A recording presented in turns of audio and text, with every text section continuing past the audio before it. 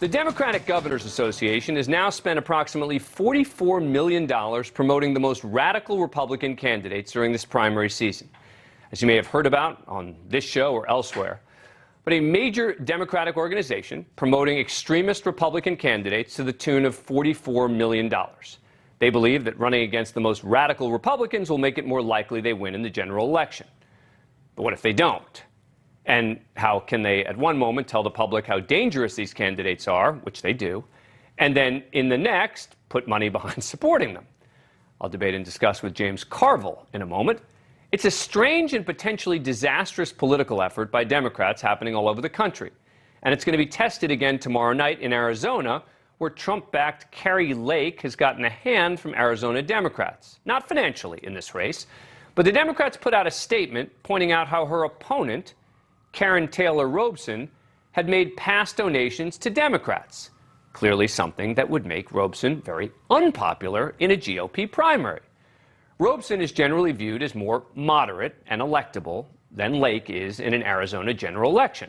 So in a sort of backhanded thank you, the Democratic Party spokesperson said in a statement, as the Republican primary for governor continues to stir toxic infighting, the Arizona Democratic Party will always be grateful for Robson's longtime support in helping elect Democrats up and down the ballot, including this November. With that, the Democrats are helping Kari Lake, the candidate who has called Joe Biden an illegitimate president. She also called Vice President Mike Pence a, quote, liar, and has already alleged election fraud before the primary vote tomorrow. And in many other states, the Democrats are backing up their words with money.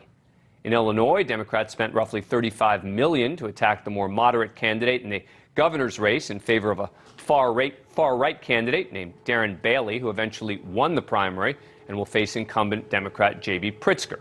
In Michigan, the Democratic Congressional Campaign Committee spent roughly $500,000 in ads in support of long-shot conservative candidate John Gibbs, who now is in a toss-up with more moderate Republican Peter Meijer.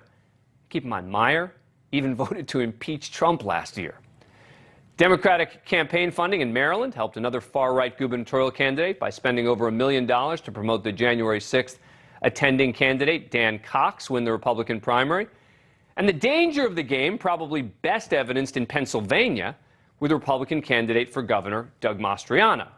He's not just an election denier, but also participated in the events of January 6th and went from being the longest of long shots to being close in some polls to Democratic candidate Josh Shapiro.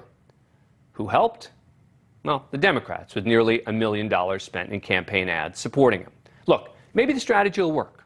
Maybe it won't. But do Democrats really want to be in the business of promoting the very candidates they see as, quote, existential threats to American democracy? Now, many Democrats have defended this approach, including on this show, by saying that it's a practice that the Republican Party has engaged in for years, and it's time for them to fight back, finally. I haven't yet found clear evidence of Republicans doing this on any kind of systemic basis, the way that Democrats are. But joining me to try to explain this is the famed Democratic political strategist, James Carville. Mr. Carville, welcome to the show. Great to have you. Hey, it's good to be on the show. What am I getting wrong here? Everything. Okay. When I listened to your monologue, I said, God, I'm proud to be a Democrat. All right. I mean, finally, these Washington Democratic groups are actually trying to win an election. That's what they're supposed to do. And I have zero problem with this. If you're running and you think a weaker opponent is somebody else and you try to muck it up, that's great. There's nothing illegal about it. I don't think there's anything wrong about it. In my mind, there's everything right about it. I hope it works. So sometimes this stuff can backfire, have no effect. But Mastriano is not going to be Josh Shapiro. J.B. Pritzker is going to win re-election. So I don't have an issue with it at all. It's totally legal. I think it's totally ethical. And you're trying to win elections for Democrats, and that's what they're doing. And this old Marine will give us a salute. It is definitely not illegal. And let's talk about the moral issue in a moment. But what if it does backfire? I mean, you know, Mastriano was getting close there for a while. It seems he's now behind a little bit more in the polls. If Mastriano wins in Pennsylvania, will you come back on this show and say, you know what, this was a disaster, huge mistake? Well, if he wins, maybe the other guy would have won by more. I mean, I don't have, there's no way that I can do that, but I'm pretty sure that Josh Shapiro I know him, he's a smart guy. I suspect this was debated, polled, repolled, debated more, and they decided this was the thing that they could do to promote their candidate to have the best chance to win the election. I would do the same thing without hesitation, equivocation, or reservation. But as you know, and this is the example that's gotten so old that I can hardly even spit it out because people have said it so many times. But that's what happened in 2016 with Donald Trump, right? Was the idea that Democrats thought he'd be the easiest candidate to beat, and he got it. Right. Same thing in 1980. But the Democrats had nothing to do. Trump would have been nominated no matter what. All right? Reagan would be nominated in 1980 no matter what. People make bad political judgments from time to time. I mean, this is not a perfect business. It's not like the media. We actually get things wrong sometimes. But the difference is that when you refer to people as existential threats to democracy, right? It does seem like that range for error shouldn't be there. I mean, you're right that politics, you got to make gambles, you got to take chances. Sometimes you win, sometimes you lose. But when you hear Democrats talk about these candidates as fundamental threats to democracy, and yet they're helping those candidates, boy, suddenly if that strategy doesn't work, it's a different game than it is just, that's politics, right? Well, we'll see. But they're trying to win the election. And by the way, the only hope for the United States of America is the Democratic Party. The Republican Party is gone. I don't care who you are. It's gone. Their primary voters, they're gone. They don't care about democracy. They don't care about anything else. They have to be defeated at every turn. The Republicans have to be defeated by Democrats at every turn, and Democrats that are trying to defeat Republicans are patriotic Americans and doing the right thing for their country. But it is hypocritical, no? I mean, it is hypocritical, right? I mean, you say it's patriotic, but it's also hypocritical. You'll concede that. They're putting true information out there because they understand that Lester Maddox, the governor of Georgia, once famously said, the problem with Georgia prisons is the quality of the inmate. The problem with the Republican Party is the quality of people who vote in their primaries. They're not very high quality people. And if they're going to come into this appeal, that's fine.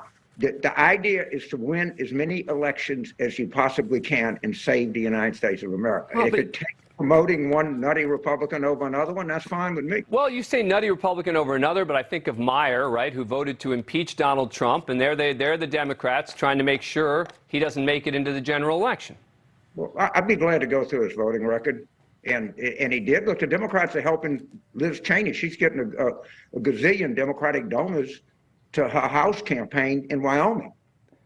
There's nothing wrong with that. You don't think by the way, you don't think she has any chance, do you?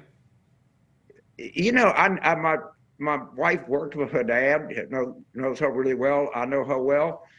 If it would be anybody else but Liz Cheney, I'd say she doesn't have a chance. But we'll see. I don't know, but I know that there have been Democratic donations to our campaign. I think the Democrats cleared the field to what they had. I don't see anything wrong with that. Yeah. But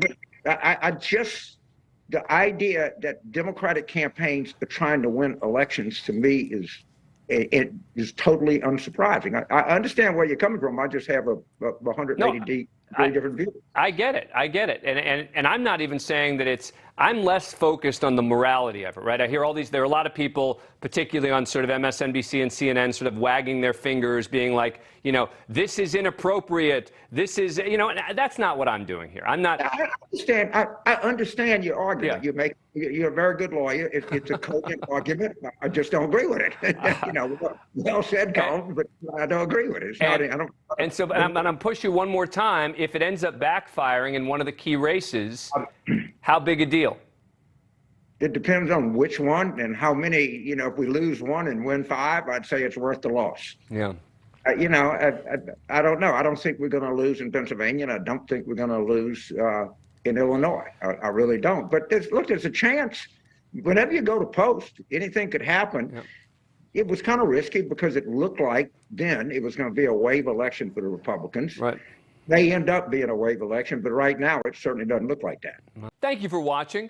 Go to newsnationnow.com to find NewsNation on your cable provider.